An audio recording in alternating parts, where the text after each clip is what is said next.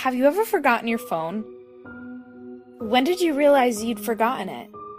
I'm guessing you didn't just smack your forehead and exclaim, "Damn, a pros of nothing." The realization probably didn't dawn on you spontaneously. More likely, you reached for your phone, pawing open your pocket or handbag, and were momentarily confused by it not being there. Then you did a mental restep of the morning's events. Shit. In my case, my phone's alarm woke me up as normal, but I realized the battery was lower than I expected. It was a new phone, and it had this annoying habit of leaving applications running that drained the battery overnight. So I put it on a charge while I showered, instead of into my bag like normal. So it was a momentary slip from the routine, but that was all it took. Once in the shower, my brain got back into the routine it follows every morning, and that was it. Forgotten. That wasn't just me being clumsy, as I later researched. This is a recognized brain function. Your brain doesn't just work on one level, it works on many. Like when you're walking somewhere, you think about your destination and avoiding hazards, but you don't need to think about keeping your legs moving properly. If you did, the entire world would turn into one massive, hilarious QWOP cosplay. I wasn't even thinking about regulating my breathing. I was thinking whether I should grab a coffee on the drive to work, which I did. I wasn't thinking about moving my breakfast through my intestines. I was wondering whether I'd finish it on time to pick up my daughter Emily from the nursery after work or get stuck with another late fee.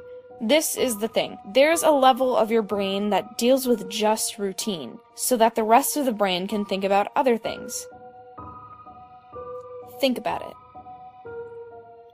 Think about your last commute. What do you actually remember? Little, if anything, probably. Most common journeys blur into one, and recalling anyone in particular is scientifically proven to be difficult. Do something often enough, and it becomes routine. Keep doing it, and it stops being processed by the thinking bit of your brain and gets regulated to a part of the brain dedicated to dealing with routine. Your brain keeps doing it, without you thinking about it. Soon, you think about your route to work as much as you do keeping your legs moving when you walk. As in, not at all. Most people call it autopilot. But there's danger there. If you have a break in your routine, your ability to remember and account for the break is only as good as your ability to stop your brain going into routine mode. My ability to remember my phone being on the counter is only as reliable as my ability to stop my brain from entering morning routine mode, which would dictate that my phone is actually in my bag. But I didn't stop my brain entering routine mode. I got in the shower as normal. Routine started. Exception forgotten. Autopilot engaged. My brain was back in the routine. I showered. I shaved. Radio forecast, amazing weather. I gave Emily her breakfast and loaded her into the car.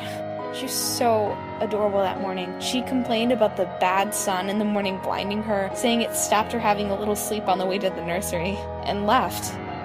That was the routine. It didn't matter that my phone was on the counter, charging silently. My brain was in the routine, and in the routine my phone was in my bag. This is why I forgot my phone. Not clumsiness, not negligence, nothing more than my brain entering routine mode and overriding the exception. Autopilot engaged. I left for work. It's a swelteringly hot day already. Bad sun has been burning since before my tratoriously absent phone woke me. The steering wheel was burning hot to the touch when I sat down. I think I heard Emily shift over behind my driver's seat to get out of the glare. But I got to work. Submitted the report.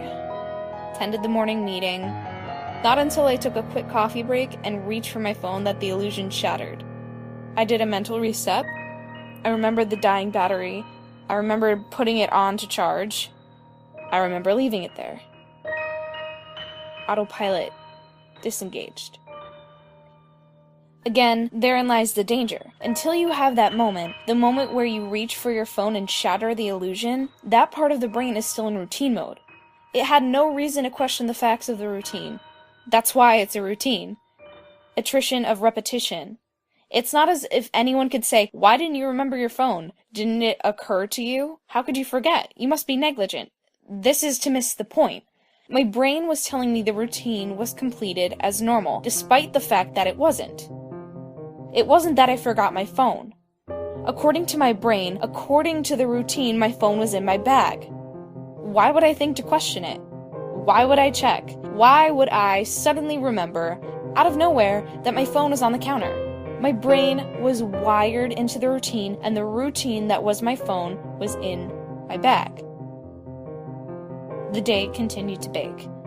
The morning haze gave way to the relentless fever heat of the afternoon. Tarmac bubbled. The direct beams of heat threatened to crack the pavement. People swapped coffees for iced smoothies. Jackets discarded, sleeves rolled up, ties loosened, brows mopped. The park slowly filled with sunbathers and barbecues. Window frames threatened to warp. The thermometer continued to swell. Thank fuck the offices were air-conditioned. But, as ever, the furnace of the day gave way to a cooler evening. Another day, another dollar. Still cursing myself for forgetting my phone, I drove home. The day's heat had baked the inside of the car, releasing a horrible smell from somewhere. When I arrived on the driveway, the stones crunching comfortingly underneath my tires, my wife greeted me at the door.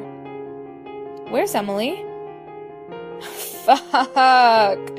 As if the phone wasn't bad enough. After everything, I'd left Emily at the fucking nursery after all.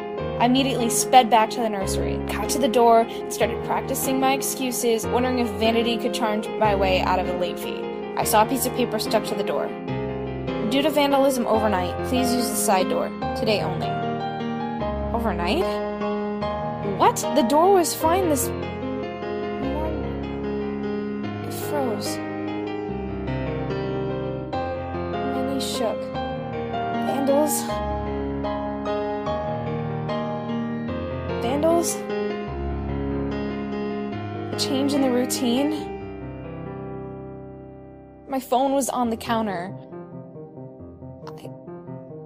I hadn't been here this morning. My phone was on the counter. I'd driven past because I was drinking my coffee. I'd not dropped off Emily. My phone was on the counter. She moved her seat. I hadn't seen her in the mirror. My phone was on the counter. She'd fallen asleep out of the bad sun. She didn't speak when I drove past her nursery. My phone was on the counter. She changed the routine. My phone was on the counter. She changed the routine.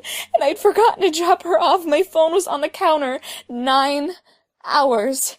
That car, that baking sun, no air, no water, no powder, no help. That heat, a steering wheel too hot to touch.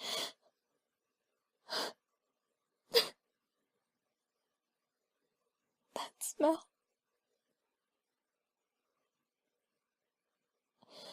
I walked to the car door. Numb.